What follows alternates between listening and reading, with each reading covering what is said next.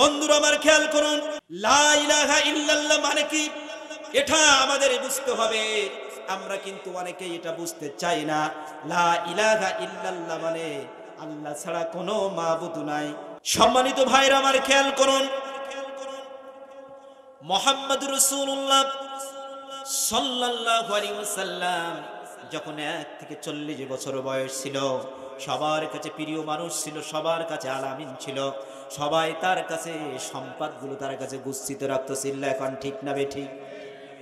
কিন্তু মুহাম্মদুর রাসূলুল্লাহ যখন কোরআনের দাওয়াত দিতে লাগলেন, যখন কোরআনের কথাগুলো মানুষের দ্বারে দ্বারে পৌঁছায় দিতে লাগলেন, তখনই বললেন মুহাম্মদ ভালো না, মুহাম্মদ পাগল হয়ে গিয়েছে, মুহাম্মদকে ঠেকাও।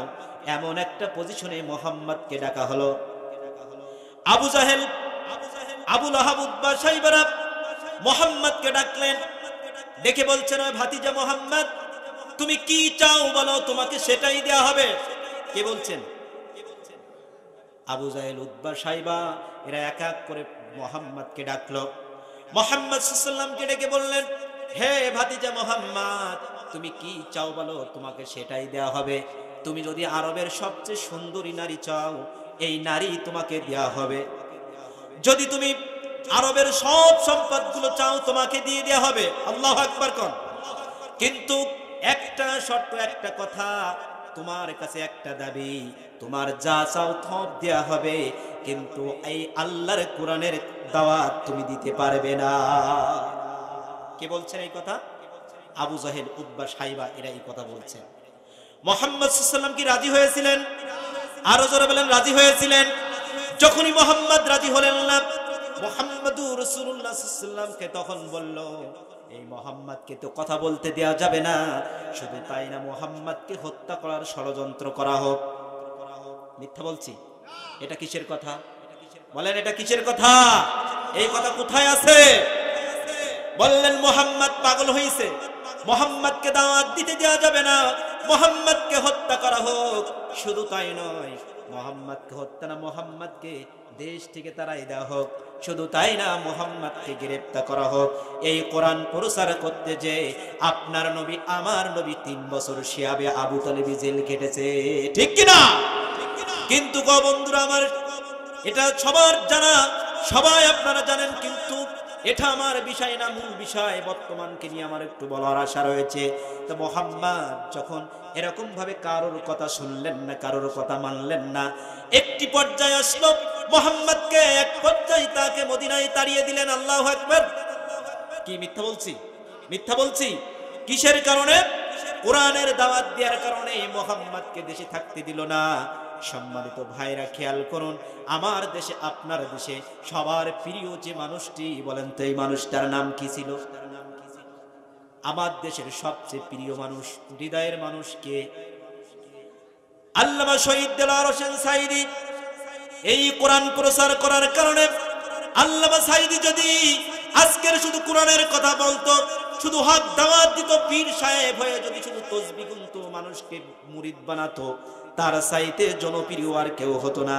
কিন্তু আল্লামা সাঈদী এই কোরআনটা বলার কারণে আজকের তিনি শহীদ হয়ে দুনিয়া থেকে বিদায় হয়েছেন। কথা কোন ঠিক না বেঠিক?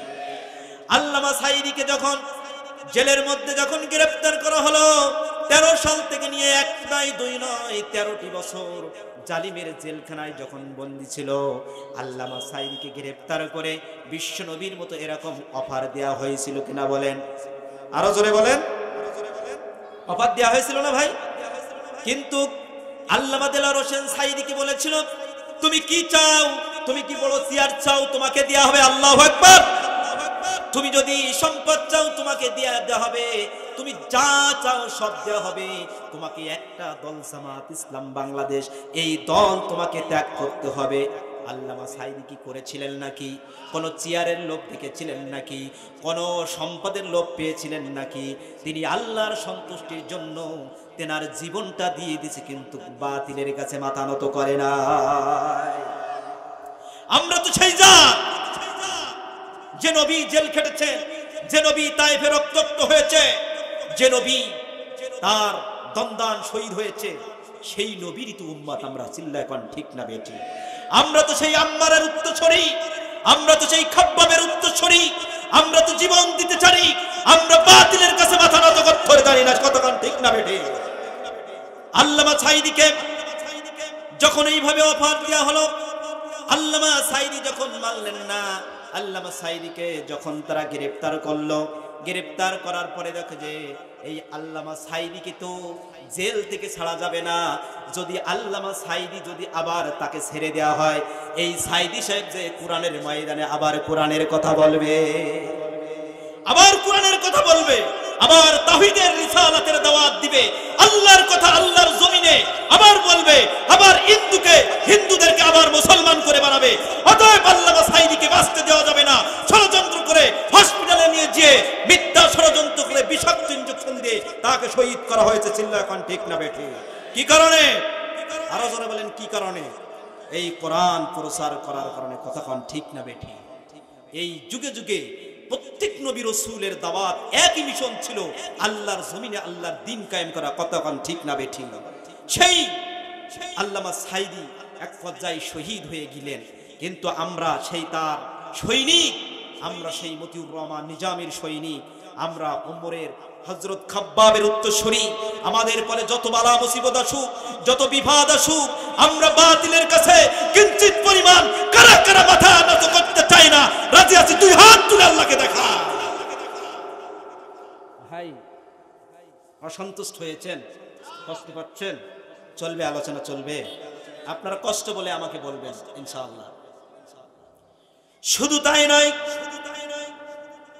আমার নবীকে, আপনার নবীকে শুধু নির্যাতন করে নাই, শুধু খাব্বাবকে নির্যাতন করে নাই, শুধু হযরত ওমরকে নির্যাতন করে নাই, শুধু আম্মারকে নির্যাতন করে নাই, হযরত সুমাইয়া রাদিয়াল্লাহু তাআলা আনহাকে শুধু নির্যাতন করে নাই, এমন কি শুধু তারা ক্ষান্ত হয় নাই, তারা আমাদের যে ইমাম আবু হানিফা রাহিমাহুল্লাহ, আবু হানিফা রাহিমাহুল্লাহকে এই কোরআন প্রচার করার কারণে ফাঁসির তারা বিষ পান করে দুনিয়া থেকে বিদায় করেছে। চিল্লা কান ঠিক না বেঠি? আবু হানিফা রাহিমাহুল্লাহকে যখন গ্রেফতার করলো, তখন ওই জালিম সরকার, তা বলা হলো যে ইমাম আবু হানিফাকে ছাড়া যাবে না। শুনছেন আমার কথা? ইমাম আবু হানিফাকে কি করা যাবে না? ইমাম আবু হানিফাকে ছাড়া যাবে না। কারণ কি? ইমাম আবু হানিফাকে যে তুমি আবার ছেড়ে দাও, আবার আল্লাহর জমিনে যে আল্লাহর কোরআন প্রচার করবে। কতক্ষণ ঠিক না বেঠি? ইমাম আবু হানিফাকে যে ছাড়া হয়, আবার তাওহীদের কথা বলবে, আবার রিসালাতের কথা বলবে। অতএব আবু হানিফাকে ছাড়া যাবে না। মিথ্যা মামলা দিয়ে তাকে বিষাক্ত বিষ পান করে তাকে মারা হয়েছে। কতক্ষণ ঠিক না বেঠি? এটা কি শুধু আমাদের যুগে? এটা সেই নবী থেকে নিয়ে শুরু করে প্রত্যেক নবীর মিশন ছিল এক কলেমার মিশন। সেটা হলো কি? লা ইলাহা ইল্লাল্লাহু মুহাম্মাদুর রাসূলুল্লাহ। ঠিক না বেঠি? আমরা এক গ্রুপের মানুষ শুধু কলেমা পড়েই যায়, মসজিদের কোনায় বসে বসে শুধু কলেমা পড়ে যায়। আহা, বড় আফসোস, বড় আফসোস লাগে। এই কালেমার ব্যাখ্যা আমরা জানলাম না, এই কালেমার ব্যাখ্যা আমরা জানলাম না। আল্লাহু আকবার। আছে না এক শ্রেণীর মানুষ বসে বসে সারাদিন জিকির আজগার করে যায়, লা ইলাহা ইল্লাল্লাহর তালকিন করে, কিন্তু কালেমা কি বলছে কালেমার ব্যাখ্যাই বোঝে না। শুধু বলেছেন, নবীজি বলেছেন, মান ক্বালা লা ইলাহা ইল্লাল্লাহু ফাদাখালাল জান্নাত। সুবহানাল্লাহ বলেন, আরো জোরে বলেন সুবহানাল্লাহ।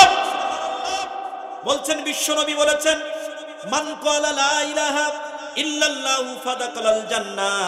যে ব্যক্তি বলবে লা ইলাহা ইল্লাল্লাহ, বিশ্ব নবী বলছেন আল্লাহ তাকে জান্নাতে ঢুকায়া দিবে। সুবহানাল্লাহ বলেন, আরো আস্তে কান সুবহানাল্লাহ। আপনাদের আওয়াজ কিন্তু হচ্ছে না ভাই, আপনাদের আওয়াজ ভালো তো আমার আওয়াজ ভালো। দিতে পারবেন তো আওয়াজ? একটু তাকবীর দিতে পারবেন তো? লিল্লাহি তাকবীর দিয়ে একটু দেখানো যাবে? সবাই বলেন নারায়ে তাকবীর, লিল্লাহি তাকবীর। আওয়াজ আরো দিতে হবে। আসলে আপনারা আমার আলোচনা কারা কারা শুনছেন একটু হাত উঠান তো। আলহামদুলিল্লাহ, এত মানুষ আমার আলোচনা শুনছেন, শুকরিয়া আপনাদের। এখন আমি আপনাদের যুবক ভাই কারা একটু হাত উঠান, উঠা করে। যুবক ভাই কারা কারা একটু কষ্ট পাচ্ছেন ভাই? আমি দেখতে চাই আজকের একটা পরীক্ষা হয়ে যাক ভাই, যে মুরব্বী চাচারা কি যেতে, কি আমার যুবক ভাইরা যেতে। যুবক ভাইরা আমি একবার আল্লাহু আকবার বলবো, আপনার তাকবীর দিবেন, দেখবো কাদেরটা জোর হয়। যুবক ভাইরা রেডি তো? একটু গলা একটু ঝেড়ে নেন জোরে। লিল্লাহি তাকবীর, লিল্লাহি তাকবীর। এবার আমার মুরব্বী চাচাদের, আমার বাপ বয়সী মানুষ, কষ্ট দিচ্ছি, বিয়াদবি নিয়েন না, আমি আপনাদের সজাগ করার জন্য বলছি। চাচারা এবার একটু রেডি তো চাচারা? হ্যাঁ, 1 2 3 কিন্তু লিল্লাহি তাকবীর, লিল্লাহি তাকবীর। আপনারা রেজাল্ট দেন, কারা ফার্স্ট? কারা? মুরব্বীরা ফার্স্ট হয়েছে। যুবক ভাই, মুরব্বীদের সাথে পারলেন না, আপনাদের বিয়ের আবেদন আমি কি করে করে যাই বলেন তো?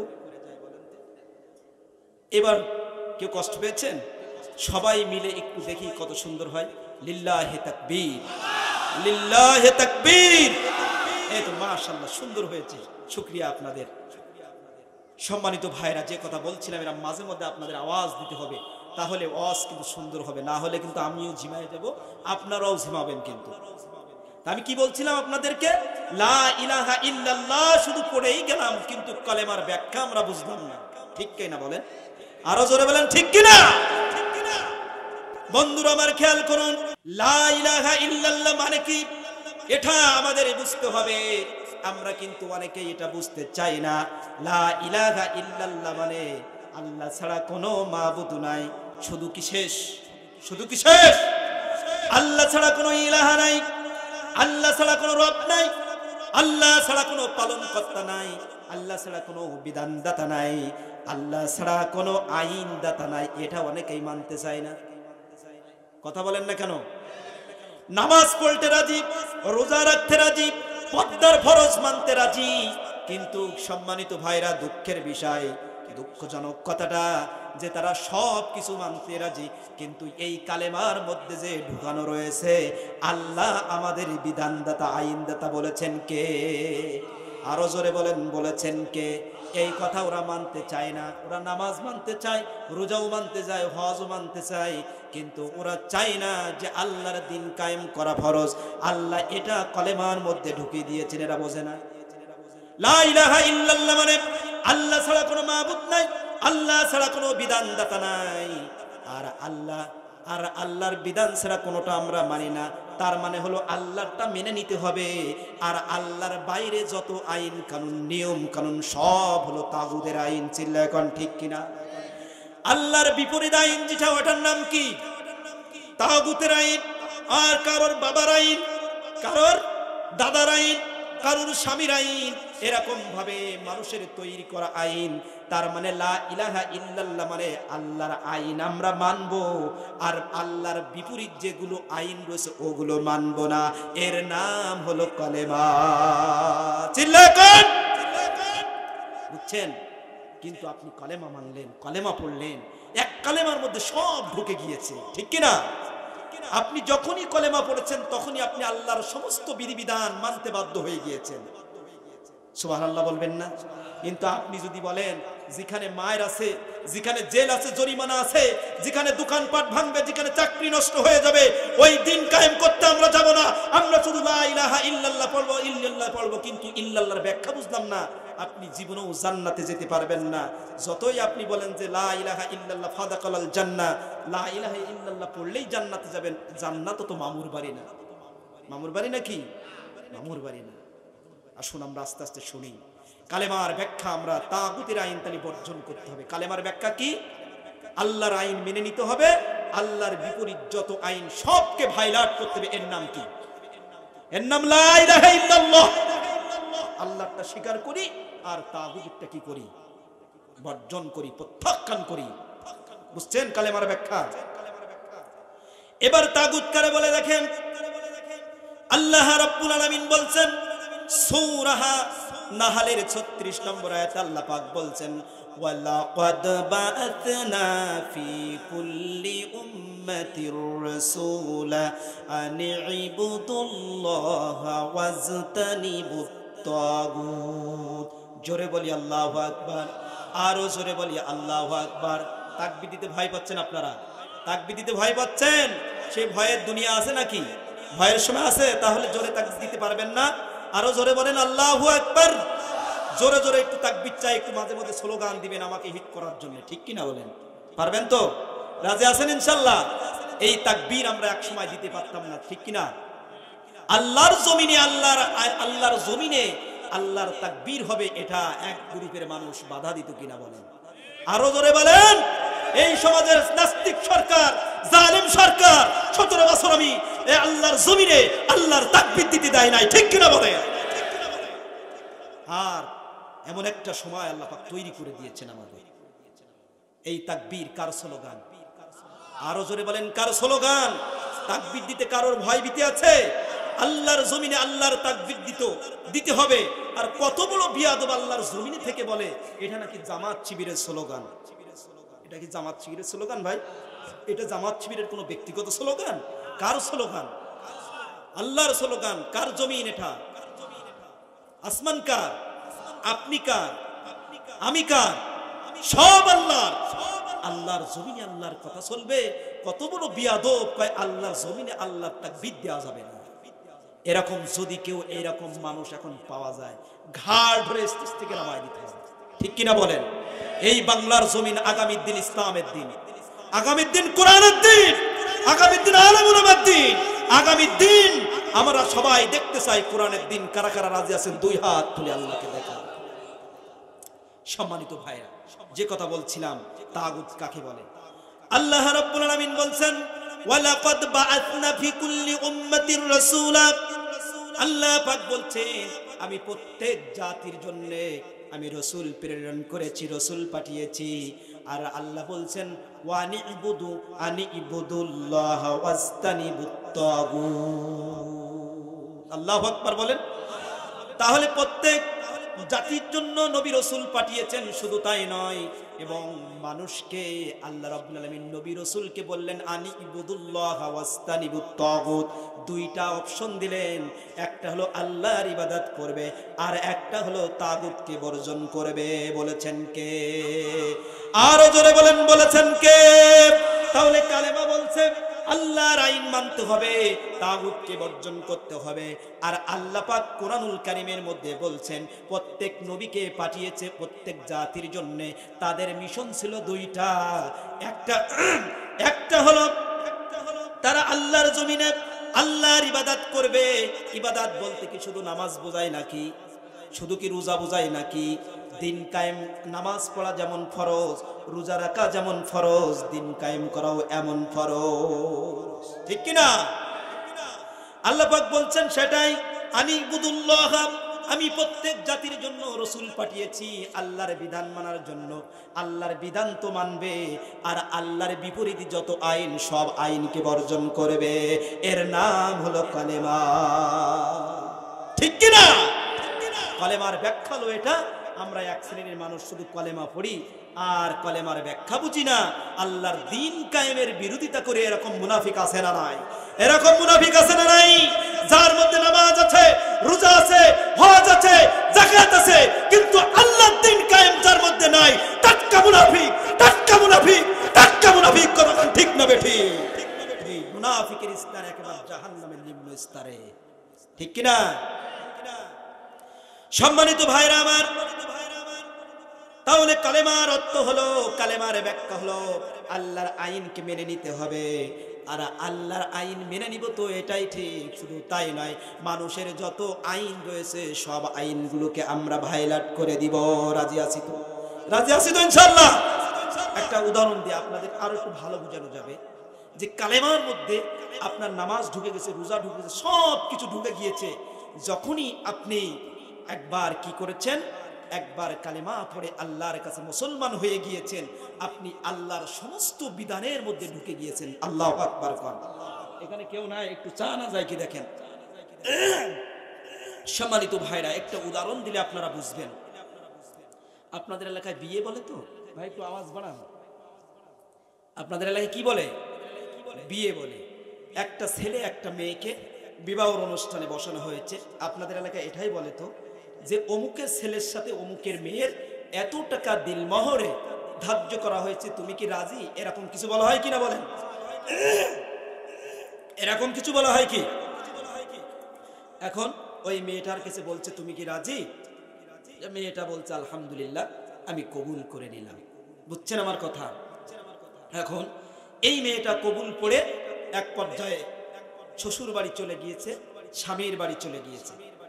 যে এবার স্বামীর প্রথম দিন পরে স্ত্রী স্বামীকে বলছে, স্বামী এরকম একটা সাদা কাগজের লিস্ট ধরে দিয়েছে যে আমার সোনো লাগবে, আমার কসমেটিক লাগবে, তারপরে ফেয়ার এন্ড লাভলি লাগবে, তারপরে তেল লাগবে, তারপরে আমার শাড়ি লাগবে, গরুর গোস্ত লাগবে, ইলিশ মাছ, আমার মা বাবা আসছে তাদের জন্য। এখন এই লিস্ট ধরিয়ে দিয়েছে। এখন স্বামী হচ্ছে, আমি যখন কবুল পড়েছি শুধু কবুল, তো তোমাকে বউ হিসেবে স্ত্রী হিসেবে কবুল করেছি, কিন্তু এই যে সাদা কাগজের মধ্যে যে তুমি যে লিস্টটা দিয়েছো এরকম কিছু তো লেখা ছিল না যে আমাকে শাড়ি কিনতে হবে, আমাকে সোনো কিনতে হবে, কসমেটিক কিনতে হবে, তেল কিনতে হবে, এরকম কোনো কিছু তো ছিল না। আমি তো শুধু তোমাকে স্ত্রী হিসেবে কবুল করে গ্রহণ করে নিয়েছি। সম্মানিত ভাইরা, আমি হাসার জন্য বলছি না, আমি জ্ঞানীদের খোরাক দিচ্ছি, বোঝার জন্য বলছি। সম্মানিত ভাইরা শুনুন, শুনছেন আপনারা? এবার স্বামী এটা বলে স্বামীর কাজে বাইরে চলে গিয়েছে, স্বামী বাজারে চলে গিয়েছে। এখন স্বামী যখন বাজারে চলে গিয়েছে, বাজারে এসে দেখে যে, বাজার থেকে এসে স্বামী দেখে যে স্ত্রী বাড়ি নাই। কোথায় নাই? বাড়ি নাই। এবার স্ত্রী যখন বাড়ি নাই, স্ত্রীর কাছে ফোন দিয়েছে স্বামী, স্বামীর কাছে ফোন দিয়েছে, ফোন দিয়ে বলছে যে স্ত্রী তুমি কোথায় আছো? স্ত্রী তুমি শুনছেন? স্ত্রীর কাছে ফোন দিয়েছে স্বামী, বাড়ি এসে দেখে স্ত্রী বাড়ি নাই। এইবার স্ত্রী কি বলছে, তুমি কোথায়? বলছে আমি তো আমার বন্ধুর বাড়িতে। কোথায়? বান্ধবীর বাড়ি থাকলেও নাকি মানা যায়, ঠিক কিনা? কিন্তু ফোন দিয়েছে বলে কোথায়? বলে আমি তো আমার বন্ধুর বাড়িতে আছি, আজকের রাত্রে আসবো না, আজকের রাত এখানে থাক, আগামীকাল আসবো। বুঝছেন? স্বামী যদি ওইভাবে বলে, স্ত্রী যদি এইভাবে বলে, তাহলে এই বিয়ে কি টিকবে? এই বিয়ে কি টিকবে? যদি কোনো নতুন স্ত্রী যদি বন্ধুর বাড়ি থাকে, বান্ধবীর বাড়ি থাকলেও কিছুটা মানা যায়, বন্ধুর বাড়ি এক রাত কাটায়, বলেন তুই এই স্বামী কি মেনে নিবে? স্ত্রীর এই লিস্টগুলো যদি স্বামী না মেনে নেয়, এই বিয়ে কি টিকবে? এক পর্যায়ে গন্ডগোল হয়ে ঝগড়া বেঁধে তাদের তালাক হয়ে বিচ্ছেদ হয়ে যাবে। কতক্ষণ ঠিক না বেঠি? সম্মানিত ভাইরা শুনুন, জ্ঞানীদের জন্য বলছি, আপনি যখনই কালেমা পড়ে নিয়েছেন, যখনই পড়েছেন লা ইলাহা ইল্লাল্লাহ মুহাম্মাদুর রাসূলুল্লাহ, এই কালেমার মধ্যে নামাজ ঢুকে গিয়েছে, এই কালেমার মধ্যে রোজা ঢুকে গিয়েছে, এই কালেমার মধ্যে পর্দা ঢুকে গিয়েছে, এই কালেমার মধ্যে সব ঢুকে গিয়েছে, এই কালেমার মধ্যে আল্লাহর দ্বীন কায়েম করতে হবে, এটাও ঢুকে গিয়েছে। চিল্লা এখন ঠিক না বেঠি? আপনি যদি বলেন যে আমি কালেমা পড়বো আর মুরগির রান খাবো আর দ্বীন কায়েম করবো না, ওই কালেমা পড়ে কোনো লাভ নাই, কোনো লাভ নাই। চিল্লা এখন ঠিক না বেঠি? বুঝছেন আমার আলোচনা? আপনাদের কাছে একটু প্রশ্ন নিতে চাই, বলেন তো এই কোরআনের পক্ষে যারা, তাদেরকে কি বলা হয়? মুমিন। Thank you. এই কোরআনের যারা পক্ষে আছে, কোরআনের কথা শুনতে আসে, তাদেরকে আল্লাহ পাক মুমিন বলেছেন। আর এই কোরআনের বাধা যারা দিতে আসে, তাদের কি বলা হয়? আরো জোরে বলেন, কি বলা হয়? এটা আমার কথা না, আমার আল্লাহর কথা। আরো জোরে বলেন, কার কথা? আমার আল্লাহর কথা। আল্লাহর কসম দিয়ে বলছে, এই কোরআন হাতে করে নিয়ে বলছি, আমি এই সারা জীবন এই কোরআনের পক্ষেই থাকব, কোরআনের কথা বলে যাব। কোন মাহফিল কমিটির সভাপতির মতো কথা হবে না, কোন বক্তার মতো কথা হবে না, আমার মতো কথা হবে না, কোন দলের নেতার মতো কথা হবে না। আল্লাহর জমিনে, আল্লাহর জমিনে আল্লাহর কোরআন থেকে কথা হবে। কে খুশি হবে, কে বেজার হবে, এটা আমার দেখার বিষয় না, ঠিক কিনা বলেন? আল্লাহর কোরআন পাঠিয়েছেন। এক সময় বলতো, হুজুর দিনকাল ভালো না, কথা একটু বুঝে শুনে বলুন, উপরের চাপ আছে। কি বলতো? উপরের চাপ আছে। আরে বন্ধু, আমি বলি তোমার উপরের চাপ আছে, সর্বোচ্চ তোমাকে প্রধানমন্ত্রী পর্যন্ত তোমার চাপ আছে, কিন্তু ওর চাইতে বড় চাপ আমার আছে। কিল্লা এখন ঠিক না বেটি? তার নাম কি? আরো জোরে বলেন, তার নাম কি? আমার আল্লাহ পাক, তিনি বড় একজন মালিক বসে আছেন। এই কোরআনের হক কথাগুলো যদি না বলতে পারি, আল্লাহর কসম দিয়ে বলি, আল্লাহ পাক বলছেন যারা এই কোরআনের কথাগুলো গোপন করবে, আল্লাহর ভাষায় তারা জালেম। জালেম, এ কথা আমার আমার আল্লাহ। আরো জোরে বলেন, কার? সম্মানিত ভাইরা আমার খেয়াল করুন, আল্লাহ রাব্বুল আলামিন বলছেন, ওয়ামাল আযলামু মিম্মান কাতামা শাহাদাতান ইনদাহু মিনাল্লাহ। জোরে বলি আল্লাহু আকবার। আল্লাহ তাআলা বলছেন এই দুনিয়ার সবচেয়ে বড় জালেম হলো ওই ব্যক্তি যারা আল্লাহকে সন্তুষ্টি করে না, যারা নাস্তিক আর জালেম সরকারকে সন্তুষ্টি করার জন্য আল্লাহর কোরআনকে গোপন করে রাখে।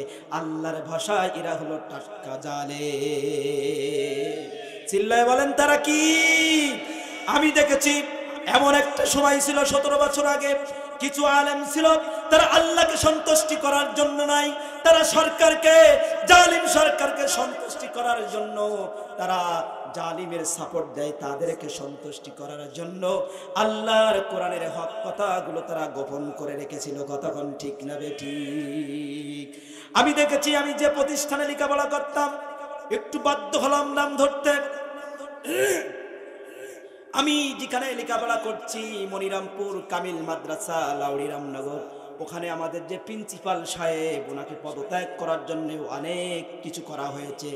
উনি যখন দেখতাম উনি অনেক শিক্ষিত, উনি কোরআনটাকে ইংরেজিতে অনুবাদ করতে পারে, আবার বাংলায় তাফসীর করতে পারে, কিন্তু উনি সব সময় দেখতাম জালিম সরকারের পা চেটেছে। এরকম আলেম ছিল কিনা বলেন? আরো জোরে বলেন ছিল কিনা বলেন? এই জন্য তো বলেছেন একই কালেমার দাওয়াত দিতে যে কেউ মিষ্টি হাদিয়া পেয়েছে, আবার কেউ দাওয়াত দিতে যে তারা ফাঁসির কাস্টে ঝুলেছে। ঠিক কিনা? মিথ্যা বললাম? মিথ্যা বললাম? মিশরের আল্লামা সাইয়্যিদ কুতুব, যিনি জনপ্রিয় তাফসীর মুফাসসির, তাফসীর ফি কোরআন যিনি তাফসীর করেছেন, এই মুফাসসিরকে তারা যখন গ্রেফতার করলো, যখন ফাঁসি দেওয়া হবে, এই ফাঁসির সময় যখন তারা ফাঁসি দিতে চাইল, ফাঁসির সময় যখন তাকে বলেন তো আমার দেশে, সব দেশে যখন ফাঁসি দেওয়া হয় তাকে কালেমা পড়ানো হয় কিনা বলেন? আরো জোরে বলেন হয় কিনা?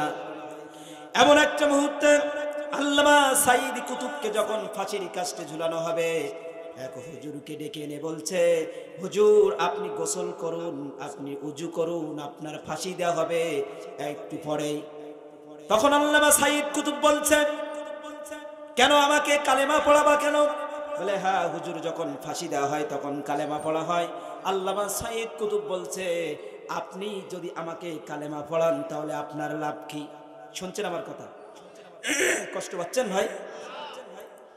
সম্মানিত ভাইরা, তখন ওই হুজুর বলছে, হুজুর এই কালেমার দাওয়াত দিলে, কালেমা পড়ালে আমাকে সরকার থেকে হাদিয়া দিবে, সরকার থেকে আমি মিষ্টি খাওয়াবো, আমি টাকা পাবো, বেতন পাবো। আল্লামা সাইয়্যিদ কুতুব তখন বুকে হাত দিয়ে কাঁদছিলেন। আল্লাহু আকবার বলেন। আল্লামা সাইয়্যিদ কুতুব তখন বলছে, বড় আফসোস হয়, বড় আফসোস হয় এই সমস্ত আলেমদের জন্য। আমি একই কালেমার দাওয়াত দিতে যে, একই কালেমার দিন প্রচার করতে যে আজকের আমি ফাঁসির কাস্টে ঝুলছি, আর তুমি আজকের কালেমা পড়ে তুমি সরকার থেকে বেতন পাচ্ছ। এরকম বিগত 17 বছর এরকম আলেম ছিল না, একটাও ছিল না। ছিল? ছিল? একটাও ছিল ভাই? বহুত ছিল। তাদের কি 5 আগস্টের পরে তাদের আর পাওয়া যায় না। কতক্ষণ ঠিক না বা ঠিক? আরো জোরে বলেন ঠিক না বা ঠিক? আমরা এরকম আলেমদের সাথে থাকবো না, আমরা চাই হকপন্থী আলেমদের সাথে থাকবো ইনশাআল্লাহ। বলি আরো জোরে বলি ইনশাআল্লাহ। সম্মানিত ভাইরা, আপনাদের কাছ থেকে প্রশ্ন নিয়েছি, যারা এই কোরআনের পক্ষে থাকবে তারা মুমিন, আর যারা কোরআনের বিপক্ষে থাকবে এরা কি বলেন? আরো জোরে বলেন এরা কি? এরা হলো কাফের। তাহলে যারা যারা কাফের, আল্লাহ রাব্বুল আলামিন বলছেন, وقال الذين كفروا لا تسمعوا لهذا القرآن والغوا فيه لعلكم تغلبون। জোরে বলি আল্লাহু আকবার। আল্লাহ পাক বলছেন, وقال الذين كفروا لا تسمعوا لهذا القرآن, যে আবু জাহেল যে ষড়যন্ত্র করেছিল যে মোহাম্মদের কোরআন তো শোনা যাবে না, আর মোহাম্মদ যেখানে কোরআন প্রচার করবে ও জায়গায় তোমরা হট্টগোল করবা। কথাকার কথাকার দেখছেন, আগে তো কোরআনে হট্টগোল দিয়েছে, এখনো আমরা দেখছি ডক্টর মিজানুর রহমান আজহারির মাহফিল এরকম একটা শুরু হয়েছে। কথাক্ষণ ঠিক না বেঠিক? আরো জোরে বলেন। সিলেটের মাহফিলে দেখছেন না, এক পর্যায়ে ঝগড়া ঝগড়ি হয়েছে। মিজানুর রহমান আজারি উনি বলেছেন, আপনারা যদি না থামেন আমি বুঝবো এটা ষড়যন্ত্র। এটা এক শ্রেণীর মানুষ আছে, তারা কোরআনকে বাধা দেওয়ার জন্য বিভিন্ন হট্টগোল করবে, চিল্লায় খান ঠিক না বেঠিক। এরকম মানুষ 17 বছর তো বাধা দিয়েছে, এখন যদি বর্তমান কেউ বাধা দিতে চায়, আমরা বাংলার মুসলমান তাদেরকে দাঁত ভাঙা জবাব দিতে চাচ্ছি। কারা কারা রাজি? দুই হাত তুলে আল্লাহকে দেখা।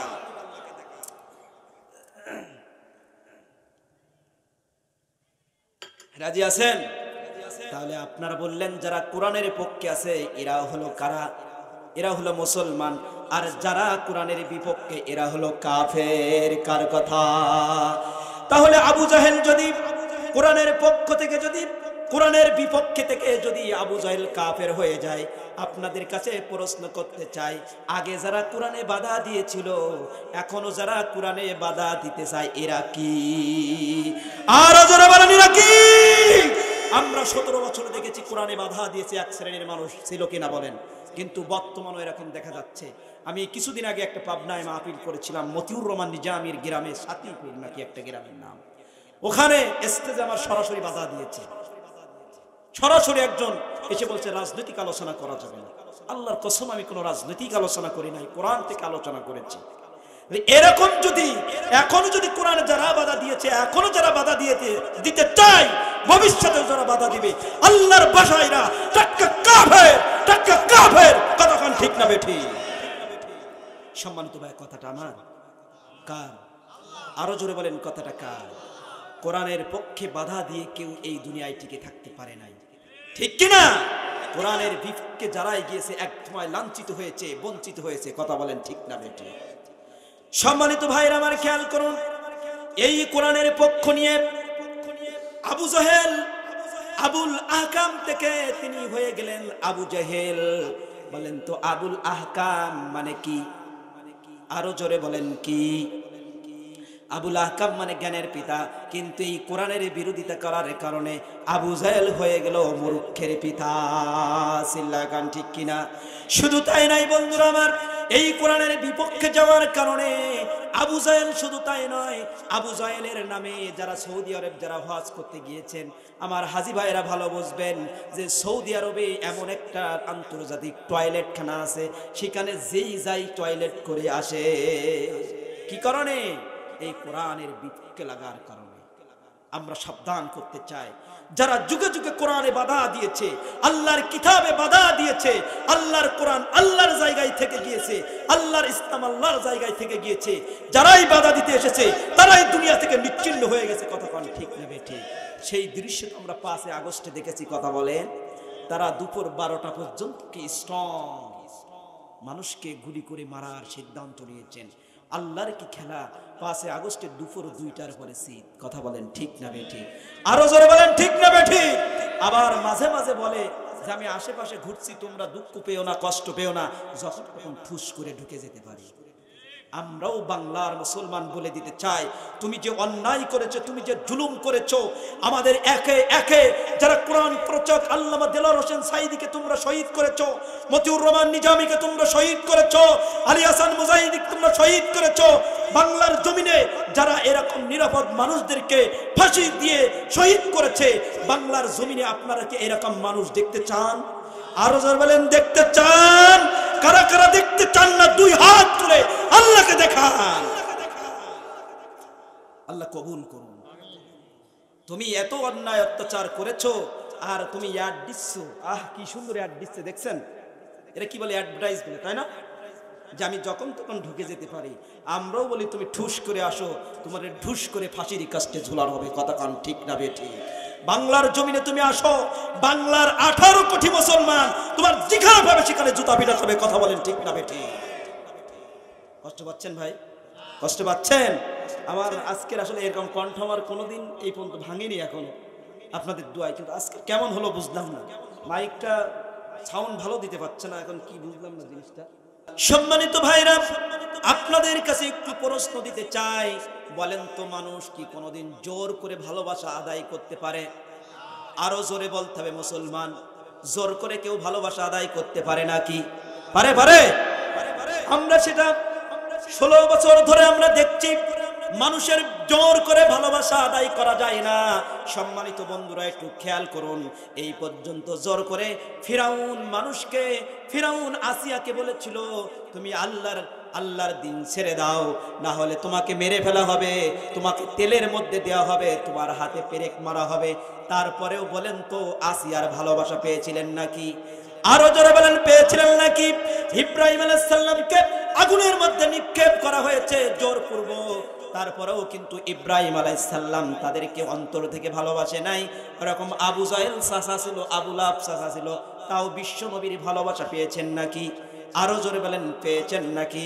কোন তোমার বাবার আইন, তোমার স্বামীর আইন তুমি জোর করে মানুষকে বলবা, হয়তো তোমার ভয়ে হয়তো মানুষ মেনে নিবে, কিন্তু অন্তর থেকে তোমাকে কেউ ভালোবাসবে না।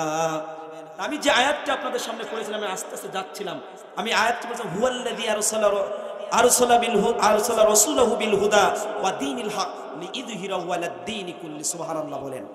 আল্লাহর নবীর যে একটা মিশন ছিল, আল্লাহর নবীকে কেন এই দুনিয়ায় পাঠালেন এটা জানার দরকার আছে না নাই? আরো জোরে বলেন আছে না নাই? আল্লাহর নবীকে কেন পাঠালেন? আল্লাহ বলছেন আমি আপনাদের পরে আমি রাসূল প্রেরণ করেছি কি জন্য? একটা হিদায়াত এবং সত্য দ্বীন দিয়া আমি বিশ্ব নবীকে পাঠিয়েছি। জোরে কোন সুবহানাল্লাহ। কি দিয়ে পাঠিয়েছেন?